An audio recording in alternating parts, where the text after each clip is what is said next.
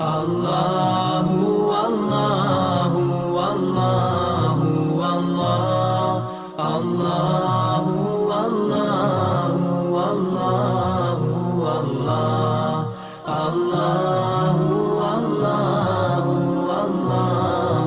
اللہ۔ بسم اللہ الرحمن الرحیم۔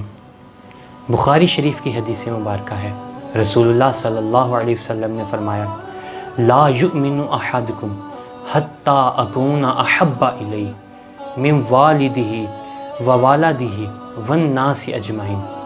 حضور علیہ السلام نے فرمایا کہ اس وقت تک کوئی مومن نہیں ہو سکتا کہ جب تک وہ مجھے اپنے والدین، اپنے رشتہ دار، اپنی اولاد، حتیٰ کہ دنیا کے تمام لوگوں سے بڑھ کر مجھ سے محبت نہ کر لے، اس وقت تک کسی کا ایمان مکمل نہیں ہو جاتا۔ اسی طرح آپ دیکھیں کہ حضرت امام احمد رضا خان بریلوی علیہ رحمہ، اعلیٰ حضرت، آپ علیہ رحمہ سراپا عشق رسول صلی اللہ علیہ وسلم کا نمونہ تھے۔ آپ علیہ رحمہ کا نعتیہ کلام ہدایت بخشش اس امر کا شاہد ہے۔ آپ علیہ رحمہ کی نوک قلم اور گہرائی قلب سے نکلا ہوا ہر مصرع حضور علیہ السلام سے بے پایاں عقیدت اور محبت کی گواہی دیتا ہے۔